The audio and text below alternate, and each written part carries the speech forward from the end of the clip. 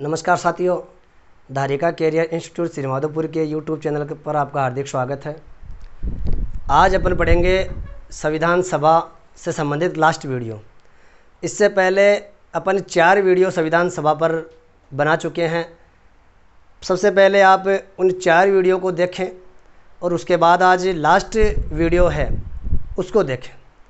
अगर आपको उन 4 वीडियो में कोई समस्या है तो आप कमेंट करके हमें बताएं और इस वीडियो को एक बार ज़्यादा से ज़्यादा शेयर करें ताकि ज़्यादा से ज़्यादा स्टूडेंट अपने साथ जुड़ सके। तो अपन शुरू करते हैं अब संविधान सभा पार्ट 5। तो उससे पहले अपन ने देखो, पहले वीडियो में अपन ने संविधान सभा की मांग किस प्रकार से उठी है, संविधान सभा की बैठक कब हुई है, अंतिम बैठक कब हुई है, किस प्रकार से प्रारूप समिति का गठन हुआ है, किस प्रकार से संविधान आंशिक रूप से लागू हुआ है, पूर्ण रूप से लागू हुआ है, और संविधान अपना लागू कब हुआ, इन सभी चीज़ों की अपन ने चर्चा कर ली थी। आज संविधान सभा से संबंधित अपन कुछ महत्वपूर्ण तथ्य की बात करेंगे जो एग्ज़ाम में कई बार आते हैं और आने की संभावना है। उन फैक्ट के बारे में अपन आज चर्चा करेंगे।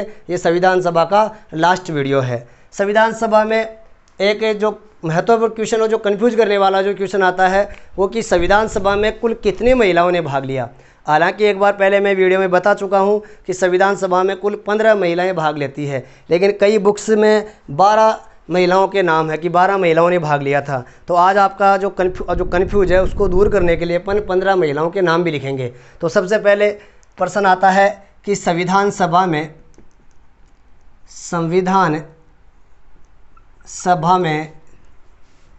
कुल 15 महिलाओं ने भाग लिया। 15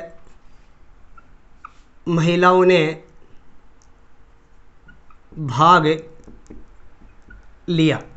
ठीक है, इसका आप ध्यान रखोगे। अगर 12 ऑप्शन में हो तो आपको कंफ्यूज होने की आवश्यकता नहीं है, आपको 15 ही करना है। अब इन 15 महिलाओं में भी कुछ 3-4 प्रश्न है जो एग्ज़ाम में रिपीट होते हैं। उनसे संबंधित कौन कौन से क्वेश्चन हैं तो देखें। कई बार पूछ लेते हैं कि संविधान सभा में शामिल होने वाली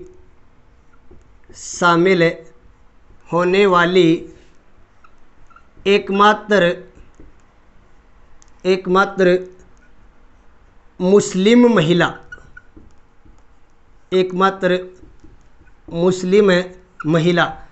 संविधान सभा में शामिल होने वाली एकमात्र मुस्लिम महिला, तब आंसर देना है आपको बेगम एजाज रसूल। ठीक है, और प्रश्न आ जाता है इस संविधान सभा में शामिल होने वाली संविधान सभा में देशी रियासतों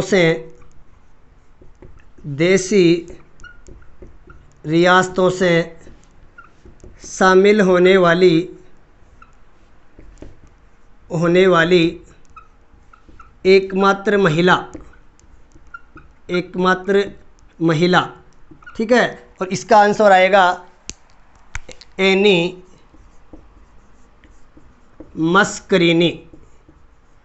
थोड़ी दिन पहले जो फर्स्ट ग्रेड की एग्ज़ाम लगी थी इसमें यह क्वेश्चन आया था कि देशी रियासतों से संविधान सभा में देशी रियासतों से शामिल होने वाली एकमात्र महिला कौन सी है, तो उसका नाम है एनी मस्करीनी। फिर एक और क्वेश्चन जहाँ इम्पोर्टेंट है कि संविधान सभा में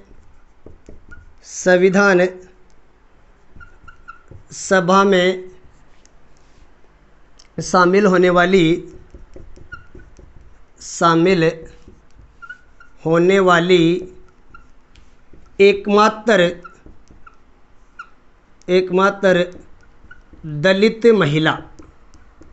एकमात्र दलित महिला, संविधान सभा में शामिल होने वाली एकमात्र दलित महिला, तब इसमें आंसर आएगा दसायनी वेलायुधन। ठीक है, तो इस प्रकार से कुल 15 महिलाएं भाग लेती है और एकमात्र मुस्लिम महिला है। इस प्रकार से ये जो 4 प्रश्न हमारे सामने काफ़ी इम्पोर्टेंट है, कई बार आए हुए हैं, आने की संभावना है। उसके बाद में कन्फ्यूज है कि 12 है 15, तो आपको आपकी जानकारी के लिए अपन 15 महिलाओं के एक बार नाम पढ़ लेते हैं। वो 15 महिलाएं कौन कौन सी है? तो 15 महिलाएं कौन कौन सी है वो देखो, 15 महिलाएं। तो ये 15 महिलाओं के नाम एक बार आप देख लें।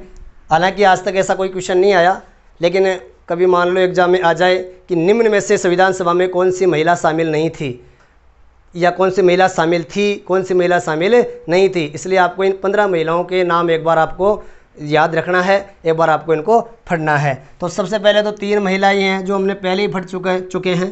पहली है बेगम एजाज रसूल, ठीक है। फिर दूसरी है एनी मस्करीनी, ठीक है। फिर तीसरी महिला है दसाइनी वेलायुधन। फिर चौथी महिला है हंसा मेहता, इनका पूरा नाम है हंसा जीवराज मेहता, ठीक है। फिर ये इन संविधान सभा में जो महिलाएं हैं, उन महिला समूह का जो नेतृत्व है वो हंसा मेहता ही करती है, ठीक है। उसके बाद में पांचवी जो महिला है वो है राजकुमारी अमृत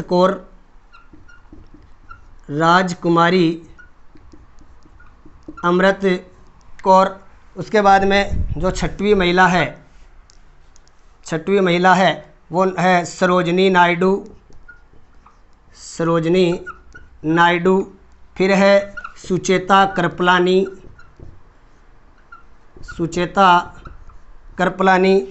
फिर है विजयलक्ष्मी पंडित। एक महिला का नाम आता है जो 9वें नंबर पर है, वो है कमला चौधरी।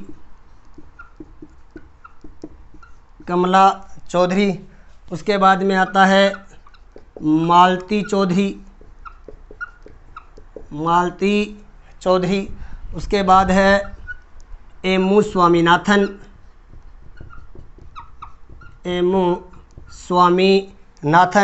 उसके बाद में है लीला राय। उसके बाद में है लीला राय के बाद पूर्णिमा बनर्जी। आपको पता हो तो ये जो पूर्णिमा बनर्जी है, आपको मैंने बताया था कि संविधान सभा ने राष्ट्रीय गान को 24 जनवरी 1950 को अपनाया था। तो आपको ध्यान रखें, उस राष्ट्रगान का जो नेतृत्व करती है संविधान सभा के सभी सदस्य, पूर्णिमा बनर्जी उस राष्ट्रगान को गाने का नेतृत्व करती है, और सभी संविधान सभा के सदस्य पूर्णिमा बनर्जी के साथ राष्ट्रीय गान गाते हैं। तो इस बात का आपको थोड़ा विशेष ध्यान रखना है, ठीक है। उसके बाद में आती है यहाँ लिख लेते हैं अपन, उनका नाम है रेणुका रे, ठीक है। कई बार एग्जाम में इस प्रकार से एक प्रश्न पूछ लिए जाते हैं कि भाई, और कई किताबें देखी है मैंने, नाम तो नहीं उनका मैं कहूँगा, लेकिन 12 और 15 में आपको ज़्यादा कन्फ्यूज है। तो आपको कन्फ्यूज होने की कोई आवश्यकता नहीं है। आप ध्यान रखें कि भाई कौन कौन सी जो महिला है वो संविधान सभा में शामिल हुई है। और जो 15वीं महिला का नाम है वो है जी दुर्गाबाई, और इनका देशमुख भी आ जाता है, दुर्गाबाई देशमुख। तो ध्यान रखें ये 15 महिलाएं हैं। एक बार इनको आप रिवीजन कर लेना, रटने की आवश्यकता नहीं है। एग्जाम में जाने से पहले एक बार आप इनको पढ़ लेना। वहाँ अगर ऐसा क्वेश्चन आ जाए कि कौन सी महिला संविधान सभा में भाग नहीं लिए, तब आपको आसानी से वो आप आंसर दे सकते हो। तो एक बार आप इसका स्क्रीनशॉट ले लीजिए, ठीक है। आगे अपन देखते हैं कि हमारे संविधान को हस्तलिखित किसने किया था। ये भी क्वेश्चन आता है एग्जाम में कि संविधान को हस्तलिखित किसने किया। तो ध्यान रखें, संविधान को हस्तलिखित, या कई बार शब्दावली चेंज करके एग्जामिनर आपको लिख देता है सुलेखित। हस्तलिखित व सुलेखित किसने किया है। महिला सुपरवाइज़र एग्जाम में ये क्वेश्चन आया है कि संविधान को हस्तलिखित किसने किया। तो एक व्यक्ति का नाम है प्रेम बिहारी नारायण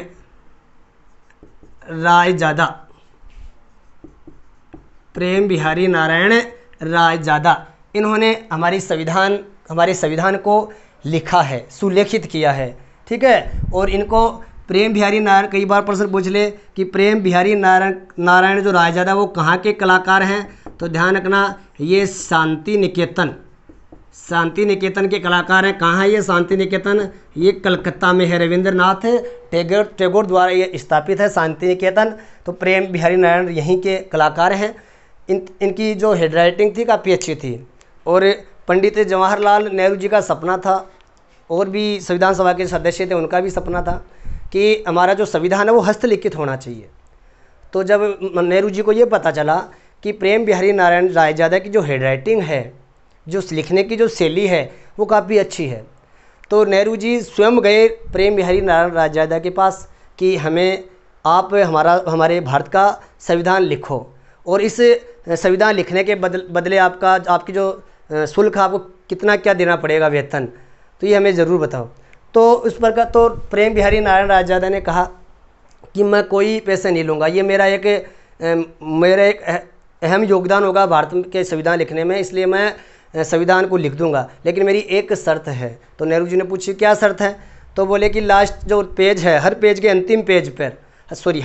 अंतिम जो लास्ट जो है उस पर मैं मेरा नाम लिखूंगा, और जो संविधान जब कंप्लीट हो जाएगा तो उसका जब अंतिम पेज होगा तो मैं मेरे दादाजी का वहाँ पे नाम लिखूंगा, क्योंकि आज जो मैं लिखने की जो शैली है उन्हीं के बदौलत मैंने सीखी है।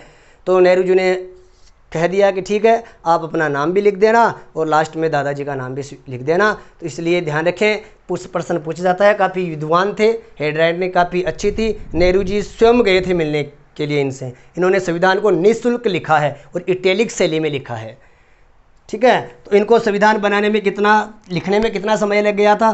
प्रेम बिहारी नारायण जी को संविधान लिखने में जो समय लगा वो लगा 6 माह का। 6 माह का समय लगा इनको, ठीक है। तो संविधान को इन्होंने लिखा है, इन्होंने हस्तलिखित किया है। एक प्रश्न आ जाता है कि संविधान को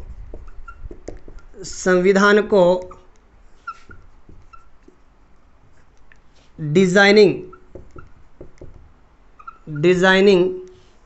या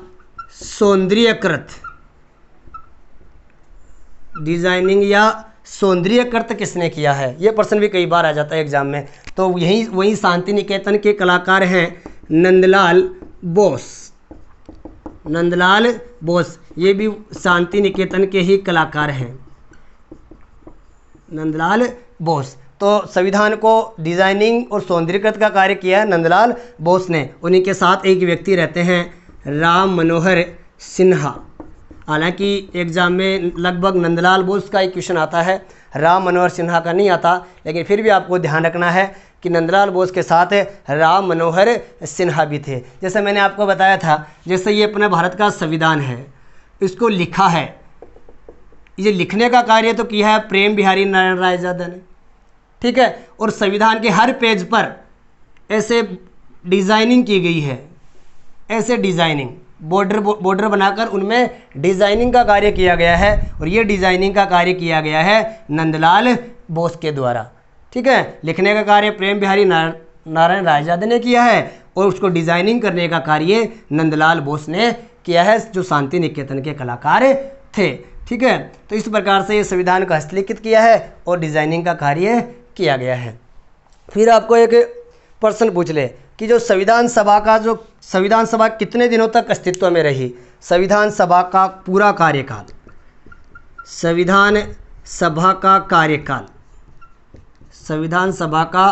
कार्यकाल, तो संविधान सभा का पूरा कार्यकाल कितना रहता है भाई? देखो ध्यान रखें कि जैसे हमारे संविधान को बनने में टाइम लगा 2 वर्ष 11 माह और 18 दिन, उसी प्रकार से जो ये संविधान सभा का कार्यकाल है वो कितना है? तो आपको बताना है 3 वर्ष 1 माह और 16 दिन।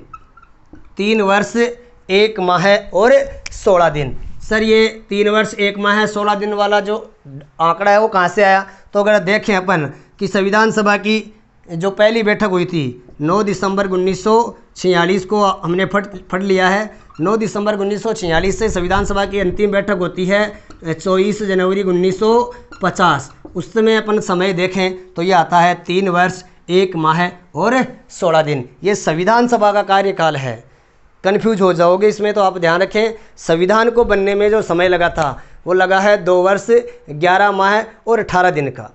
तो उसी प्रकार से पूछ ले आपको कि संविधान को, जो संविधान सभा है उसका कार्यकाल कितना है, तो संविधान सभा का कार्यकाल है 3 वर्ष 1 माह और 16 दिन। तो इस प्रकार से ये कार्यकाल रहा है संविधान सभा का। ये डिजाइनिंग का कार्य नंदलाल बोस ने किया है, हस्तलिखित करने का कार्य ये महिला जो प्रेम बिहारी नारायण रायजादा ने किया है। ये महिला सुपरवाइजर एग्जाम में क्वेश्चन आ चुका है और काफ़ी महत्वपूर्ण क्वेश्चन है, तो इनको आप एक बार ध्यान रखें, एक बार इसका आप स्क्रीनशॉट ले लीजिए। अब देखो कि आपको पता हो कि ये संविधान सभा का तो कार्य करती थी, ये एक और कार्य करती थी। वो कार्य क्या था? वो कार्य का था देश के लिए कानून बनाने का। ठीक है, तो संविधान सभा 2 रूपों में कार्य करती थी। और कौन से कानून के तहत? भारतीय स्वतंत्रता अधिनियम, भारतीय स्वतंत्रता अधिनियम 1947, भारतीय स्वतंत्रता अधिनियम 1947 के द्वारा के तहत जो ये संविधान सभा है, संविधान सभा विधायिका भी बन गई। संविधान सभा विधायिका या संसद भी बन जाती है। कैसे? 2 कार्य करेगी अब संविधान सभा। ये जो संविधान सभा है वो 2 कार्य करेगी। कौन कौन से कार्य करेगी? 2। एक तो करेगी संविधान सभा के रूप में, 2 संस्था के रूप में कार्य करेगी। एक तो संविधान सभा, दूसरा एक जो कार्य जो आयोजित करती है अपनी बैठक वो करेगी विधायिका के रूप में, विधायिका या संसद के रूप में बैठक आयोजित करेगी। इस संविधान सभा का कार्य क्या है? संविधान सभा का कार्य होगा संविधान बनाना, संविधान बनाना। और इस विधायिका का कार्य क्या है? इस विधायिका का कार्य है कानून बनाना। ठीक है, तो जो संविधान सभा है, वो जो संविधान सभा है वो जब संविधान सभा जो संविधान बनाने का कार्य करती तब इसकी अध्यक्षता कौन करते? ये कई बार क्वेश्चन आ जाता है। तो जब ये संविधान सभा संविधान बनाने को लेकर कार्य करती तब इसकी अध्यक्षता करते डॉक्टर राजेंद्र प्रसाद। और यही संविधान सभा जब विधायिका या संसद के रूप में कार्य करती, मतलब जब कानून बनाने को लेकर कार्य करती, तब इसकी अध्यक्षता करते जी.वी. मावलंकर, जी.वी. मावलंकर, गणेश देव वासुदेव मावलंकर। कई बार प्रश्न पूछ लिया जाता है। और ये संविधान सभा कब से विधायिका के रूप में भी कार्य करने लग गई? तो 17 नवंबर 1947 से, संविधान सभा 17 नवंबर 1947 से विधायिका और संसद के रूप में कार्य करने लग गई। दोबारा से एक बार देख लो कि ये संविधान सभा भारतीय स्वतंत्रता अधिनियम 1947 के तहत संविधान सभा एक विधायिका या संसद भी बन जाती है। कब से बनी? 17 नवंबर 1947 से। संविधान सभा कितने रूपों में कार्य करती? संविधान सभा 2 रूपों में कार्य करती, एक संविधान सभा के रूप में, एक संविधान सभा के रूप में, दूसरा विधायिका या संसद के रूप में। जब संविधान सभा संविधान बनाने को लेकर जब बैठक आयोजित करती, मीटिंग आयोजित करती, तब संविधान सभा की अध्यक्षता करते डॉक्टर राजेंद्र प्रसाद। और यही संविधान सभा जब देश के लिए कानून बनाने को लेकर बैठक आयोजित करती तब इसकी अध्यक्षता करते जी.वी. मावलंकर, गणेश देव वासुदेव मावलंकर, जिन्हें लोकसभा का पिता भी कहा जाता है। कि लोकसभा के पहले अध्यक्ष भी रहते हैं। तो इस प्रकार से आपको ये ध्यान होना चाहिए। इसका एक बार स्क्रीनशॉट ले लीजिए, उसके बाद में अपन आगे बढ़ते हैं। आगे अगर अपन देखें तो कई बार पूछे, हालांकि वैसे तो संविधान सभा में 296 सदस्य निर्वाचित होते हैं, लेकिन 2-3 का पूछ लिया जाता है, 2-3 सदस्यों का कि उनका चयन कहाँ से हुआ है। तो उसमें एक नाम आता है राजेंद्र प्रसाद के बारे में पूछ लेते हैं, कई बार डॉक्टर भीमराव अंबेडकर के बारे में पूछ लेते हैं। तो ध्यान रखें, प्रश्न पूछ लिया जाता है कि डॉक्टर राजेंद्र प्रसाद का संविधान सभा में डॉक्टर राजेंद्र प्रसाद का चयन कहाँ से हुआ? राजेंद्र प्रसाद का चयन कहाँ से हुआ? तो डॉक्टर राजेंद्र प्रसाद का चयन होता है बिहार से। ठीक है। उसके बाद में पूछ ले आपको कि संविधान सभा में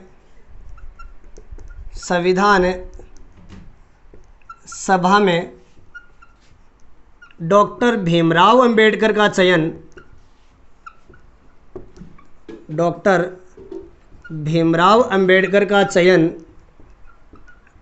कहाँ से हुआ है? तब आपको आंसर देना है बंगाल से। इसमें थोड़ा सा कंफ्यूज है, वो थोड़ा सा ध्यान दें। डॉक्टर भीमराव अंबेडकर 2 बार निर्वाचित होते हैं संविधान सभा में।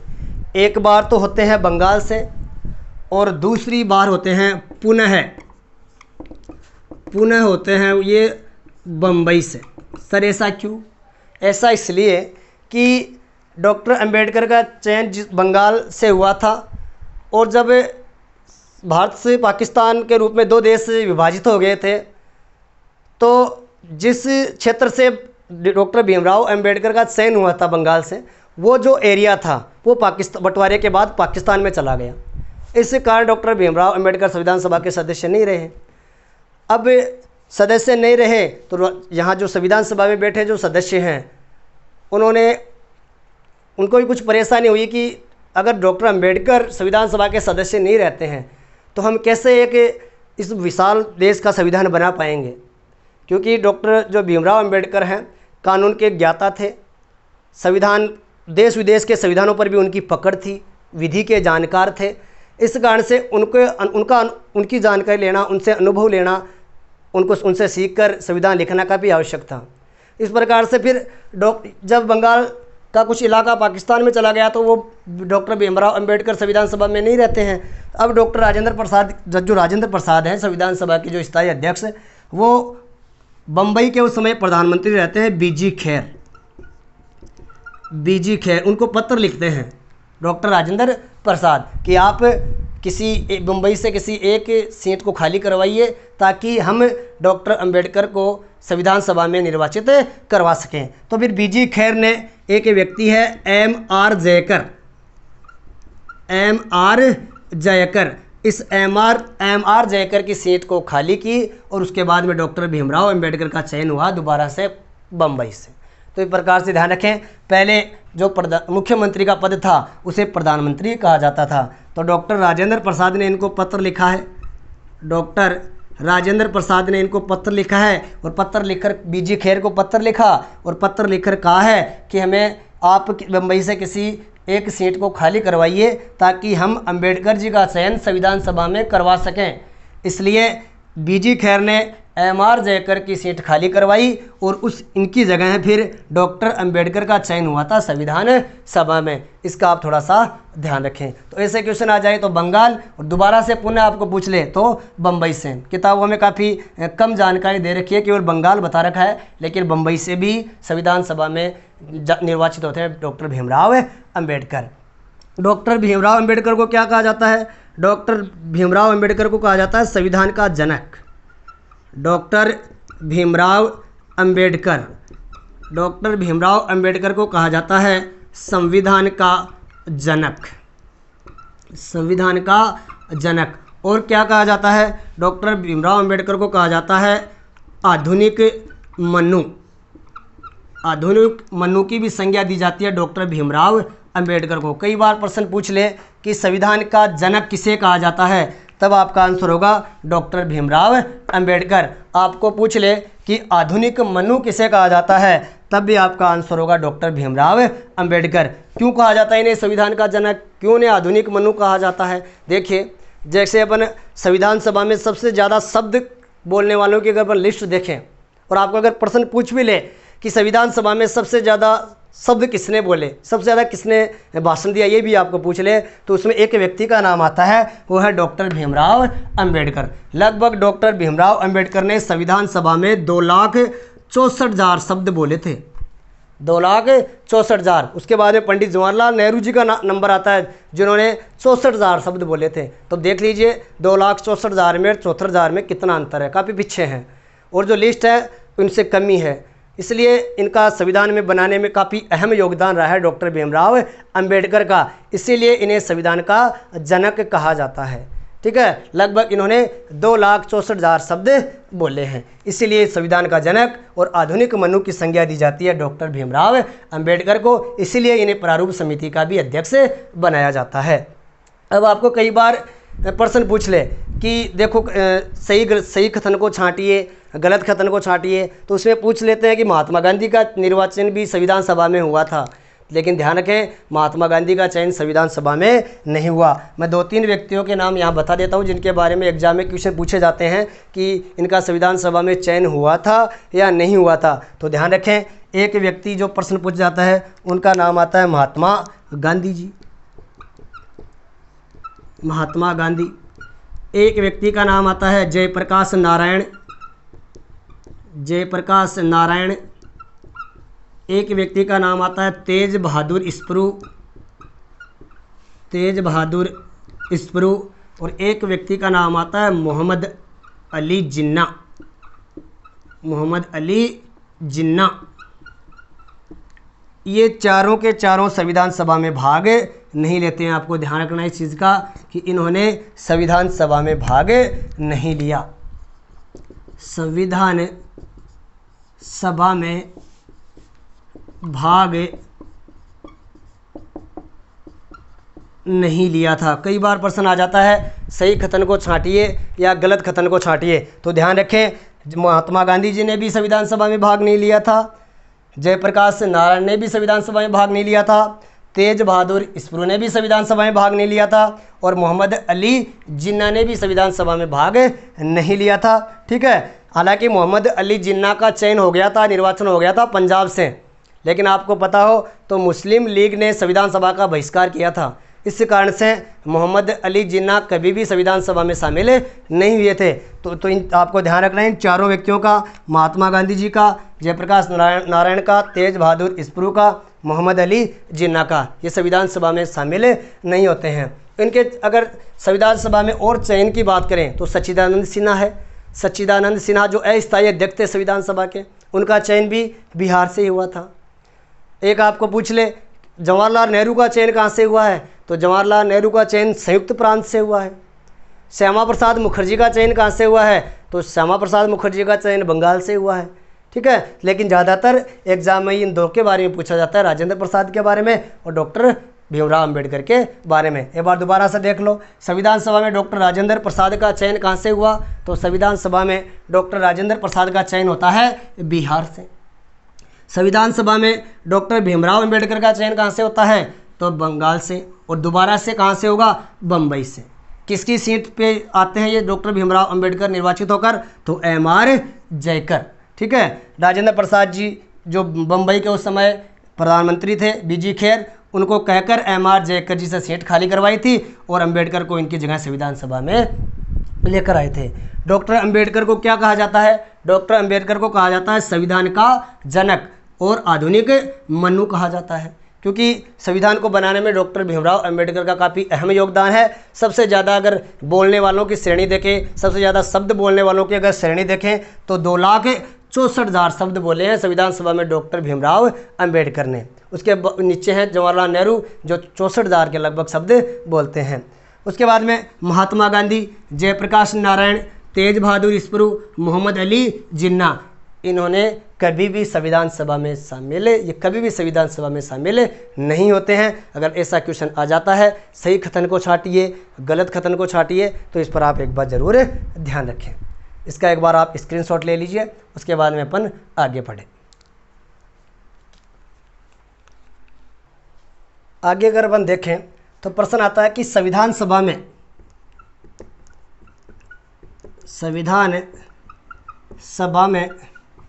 सर्वाधिक निर्वाचित सदस्य, संविधान सभा में सर्वाधिक निर्वाचित सदस्य, तो ध्यान रखना कि संविधान सभा में सर्वाधिक निर्वाचित सदस्य कौन से प्रांत से थे, तो आपको ध्यान रखना है सर्वाधिक संयुक्त प्रांत से।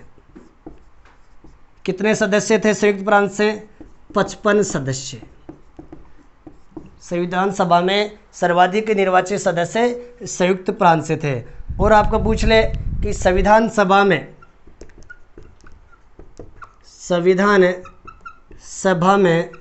सर्वाधिक मनोनीत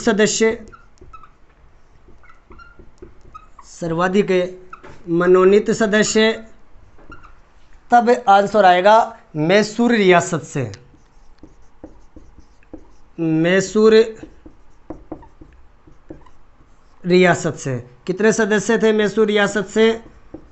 7 सदस्य थे मैसूर रियासत से। आपको पता है कि जो चुनाव हुआ जिनका, वो तो निर्वाचित 200 बताया था आपको मैं, 296। उसके बाद में मनोनीत जो देसी रियासतों से सदस्य चुनकर आते हैं, उनका जो चयन का आधार है वो मनोनीत है, जो राजा महाराजाओं के द्वारा चुने जाएंगे।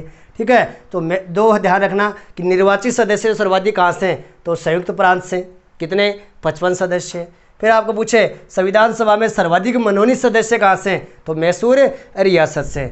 आपको पूछ ले कि ऐसी कौन सी रियासत थी, ऐसी कौन सी रियासत थी जिसने संविधान सभा में कभी शामिल ही नहीं हुई वो रियासत? तो ध्यान रखें, हैदराबाद एकमात्र ऐसी रियासत थी। हैदराबाद एकमात्र ऐसी रियासत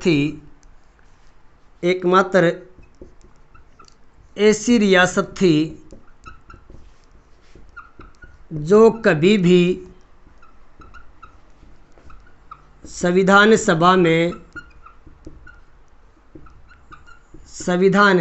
सभा में शामिल नहीं हुई। ठीक है, एक ऐसी कौन सी रियासत है जो कभी भी संविधान सभा में शामिल नहीं हुई? तो उसका आंसर आएगा हैदराबाद एकमात्र ऐसी रियासत है।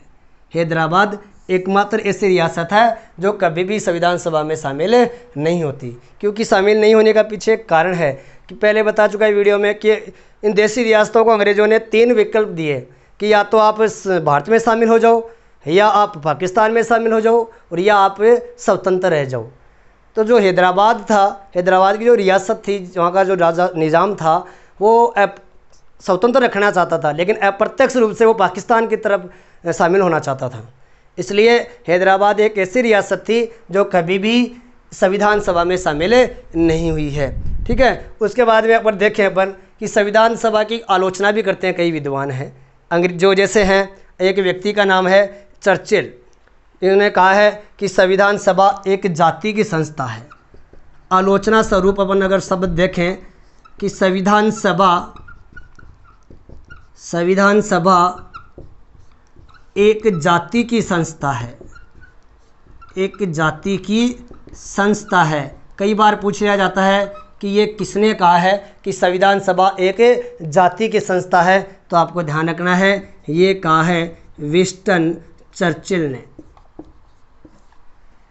विंस्टन चर्चिल वो व्यक्ति हैं जो कभी नहीं चाहते थे कि भारत स्वतंत्र हो। इन्होंने ही वो पहली जब संविधान सभा की जब पहली बैठक हुई थी, और पहली बैठक का जब मुस्लिम लीग ने बहिष्कार किया था, तो इन्हीं विंस्टन चर्चिल ने कहा था कि ये तो एक ऐसा संविधान सभा तो एक ऐसा विवाह है जिसकी दुल्हन ही गायब है। और ये यहाँ संविधान की आलोचना कर रहे हैं कि संविधान सभा तो केवल एक जाति की संस्था है, कोई संप्रभु संस्था नहीं है। ये कहते हैं विंस्टन चर्चिल। एक आलोचना और मिलती है संविधान सभा की, वो है संविधान सभा हिंदुओं की संस्था है। संविधान सभा हिंदुओं की संस्था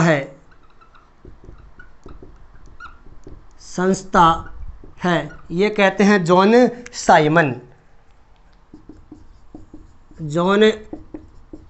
साइमन संविधान सभा की आलोचना करते हैं कि यह तो एक हिंदुओं की संस्था है, इसमें और जो धर्म के लोग हैं उनका अस्तित्व न के बराबर है। हालांकि ऐसा नहीं था, उनको आलोचना करनी थी, उन्होंने आलोचना कर दी, हालांकि ऐसा नहीं था। जनसंख्या के हिसाब से प्रतिनिधि शामिल हुए थे संविधान सभा में, और मुस्लिम, सिख, पारसी सभी संविधान सभा में शामिल थे।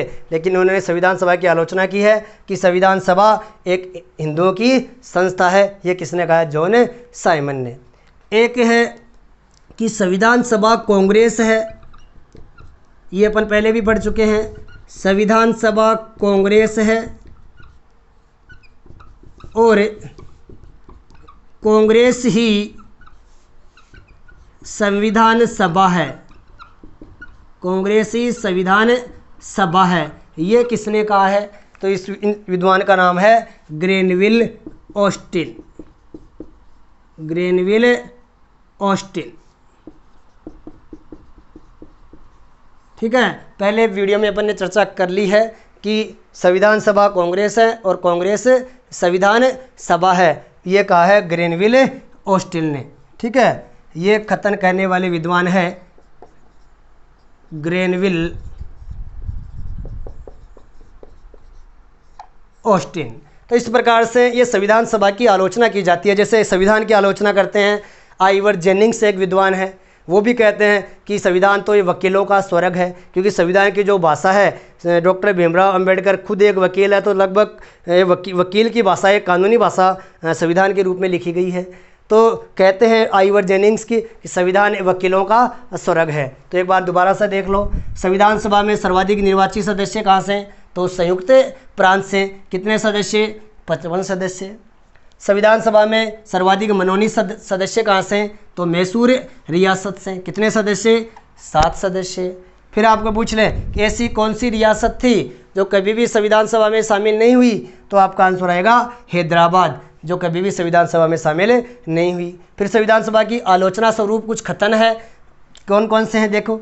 एक संविधान कहते हैं विंस्टन चर्चिल, क्या कहते हैं? संविधान सभा एक जाति की संस्था है।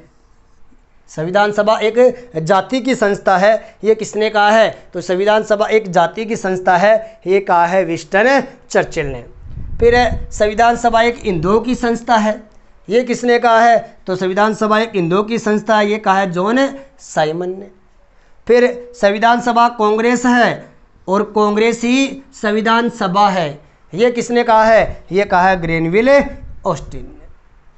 तो इस प्रकार से एक बार आप स्क्रीनशॉट ले लीजिए, उसके बाद में अपन आगे बढ़े। आगे अगर अपन देखें तो संविधान सभा की कुछ समितियां थी, उन समितियों से बस इतना सा क्वेश्चन आता है, उस समिति के अध्यक्ष कौन थे?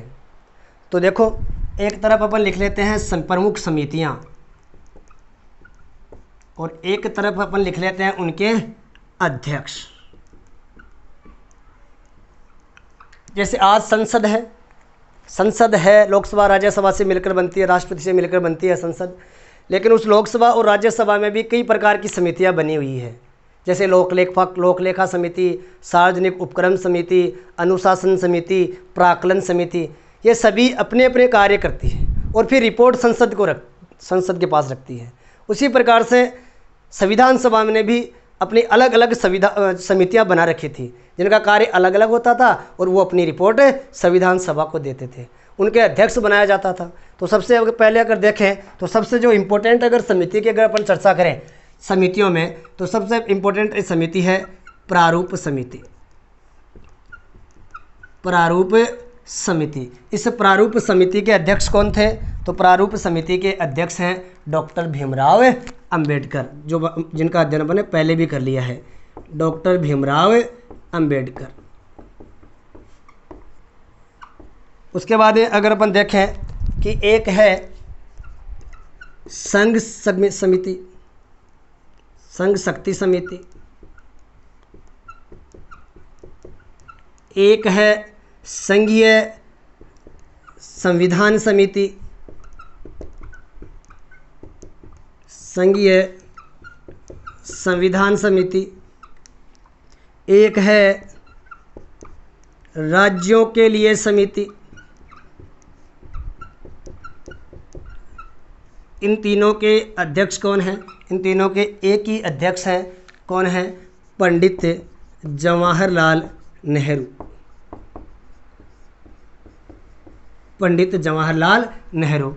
प्रश्न पूछ सकता है कि संघ शक्ति समिति के अध्यक्ष कौन है, तब भी आपको बताना है पंडित जवाहरलाल नेहरू। आपको पूछ ले संघीय संविधान समिति के अध्यक्ष कौन है, तब भी एक ही आंसर आएगा पंडित जवाहरलाल नेहरू। तीसरा आपको पूछ ले राज्यों के लिए समिति के अध्यक्ष कौन है, तो पंडित जवाहरलाल नेहरू। उसके बाद में पूछ ले आपको प्रांतीय अधिकार समिति, प्रांतीय संविधान समिति, प्रांतीय संविधान समिति, ठीक है। एक है मौलिक अधिकार समिति, मौलिक अधिकार समिति। इनका अध्यक्ष किसे बनाया गया? इन समितियों का अध्यक्ष बनाया जाता है सरदार पटेल को, सरदार वल्लभ भाई पटेल को, ठीक है। प्रांतीय संविधान समिति हो चाहे मौलिक अधिकार समिति हो, इसका अध्यक्ष कौन है? सरदार पटेल। उसके बाद में अपन और समितियों की अगर बात करें तो प्रक्रिया नियम समिति, प्रक्रिया नियम समिति। उसके बाद में है संचालन समिति, संचालन समिति। तो इनके अध्यक्ष कौन है? इनके अध्यक्ष हैं डॉक्टर राजेंद्र प्रसाद, ठीक है। प्रारूप समिति, प्रारूप समिति के अध्यक्ष कौन है? डॉक्टर भीमराव अंबेडकर। संघ शक्ति समिति, संघीय संविधान समिति, राज्यों के लिए समिति, अध्यक्ष कौन है? पंडित जवाहरलाल नेहरू। प्रांतीय संविधान समिति, मौलिक अधिकार समिति, इनके अध्यक्ष कौन है? सरदार वल्लभ भाई पटेल। प्रक्रिया नियम समिति, संचालन समिति, इनके अध्यक्ष कौन है? डॉक्टर राजेंद्र प्रसाद। और भी समितियां हैं, जैसे अपन बात करें झंडा समिति की, झंडा समिति की, झंडा समिति। तो झंडा समिति के अध्यक्ष कौन है? JB कृपलानी, JB कृपलानी है। फिर एक आती है आपकी कार्य संचालन समिति, कार्य संचालन समिति। कार्य संचालन समिति के अध्यक्ष कौन है? तो कार्य संचालन समिति के अध्यक्ष है KM मुंशी, ठीक है। उसके बाद में अगर अपन बात करें सदन समिति, सदन समिति। तो सदन समिति के जो अध्यक्ष हैं वो है पट्टाभी सीतारमैया, पट्टाभी सीतारमैया, ठीक है। जगह थोड़ी कम है इसलिए मैं यहाँ लिख रहा हूँ, थोड़ा सा एक बार ध्यान रखें। इनमें सदन समिति का कोई सरदार पटेल को मत मान लेना। सदन समिति के अध्यक्ष हैं पट्टाभी सीतारमैया। इस प्रकार से कुछ ये महत्वपूर्ण समितियां हैं, इनका आपको विशेष ध्यान रखना है। JB कृपलानी है, वो जो ये मौलिक अधिकार उप समिति है उनके भी अध्यक्ष रहते हैं। मौलिक अधिकार उप समिति के अध्यक्ष हैं JB कृपलानी। तो इस प्रकार से ये महत्वपूर्ण समितियां हैं। बड़ी समितियां भी है, छोटी समितियां, उनकी उप समितियां भी है उनका सहयोग करने के लिए। लेकिन इतनी सभी समितियों के बारे में पढ़ना हमारे लिए आवश्यक नहीं है। हमें वही चीज़ें पढ़नी है जो हमारी एग्ज़ाम की दृष्टि से इम्पोर्टेंट है। तो वो ये इम्पोर्टेंट समितियां हैं और ये इनके अध्यक्ष हैं। एक बार आप दोबारा से देख लो और दोबारा से एक बार साथ साथ बोल लो ताकि आपका ये रिवीजन हो जाए। तो प्रारूप समिति के अध्यक्ष कौन? डॉक्टर भीमराव अंबेडकर। संघ शक्ति समिति के अध्यक्ष कौन है? पंडित जवाहरलाल नेहरू। संघीय संविधान समिति के अध्यक्ष कौन है? पंडित जवाहरलाल नेहरू। राज्यों के लिए समिति के अध्यक्ष कौन है? पंडित जवाहरलाल नेहरू। प्रांतीय संविधान समिति के अध्यक्ष कौन है? सरदार पटेल। मौलिक अधिकार समिति के अध्यक्ष कौन है? सरदार पटेल। प्रक्रिया नियम समिति के अध्यक्ष कौन है? डॉक्टर राजेंद्र प्रसाद। संचालन समिति के अध्यक्ष कौन है? डॉक्टर राजेंद्र प्रसाद। कई बार एग्जाम में पूछा जाता है झंडा समिति के बारे में। झंडा समिति के अध्यक्ष कौन है? तो झंडा समिति के अध्यक्ष है JB कृपलानी, जीवंतराम भगवंतदास कृपलानी। और कार्य संचालन समिति के अध्यक्ष कौन है?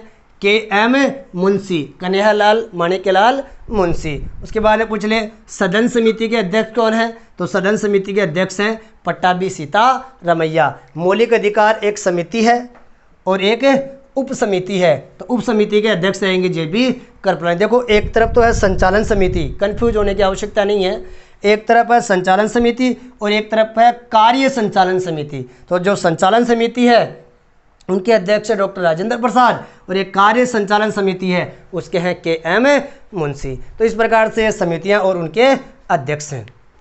एक बार आप सभी से निवेदन है कि वीडियो को ज़्यादा से ज़्यादा शेयर करें और अगर आपको इस टॉपिक में संविधान सभा का जो टॉपिक है वो कंप्लीट हो चुका है, अगर आपको कोई समस्या है तो आप कमेंट के माध्यम से हमें बताएं।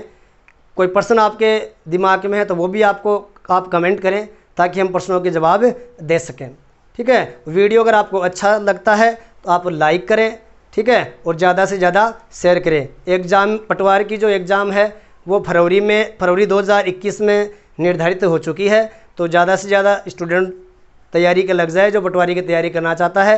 राजस्थान पुलिस की वैकेंसी भी ऐसे आ रहा है सुनने में कि जुलाई अगस्त के लगभग एग्ज़ाम हो जाएगी। ठीक है, तो ऐसे मत मान लेना कि एग्ज़ाम नहीं होगी। रीट की वैकेंसी की जो तिथि है वो भी जल्द घोषित हो जाएगी। तो सभी स्टूडेंट ज़्यादा से ज़्यादा चैनल से जुड़े रहें, वीडियो को देखें और अपना अध्ययन सुचारू रूप से यथावत रखें। धन्यवाद।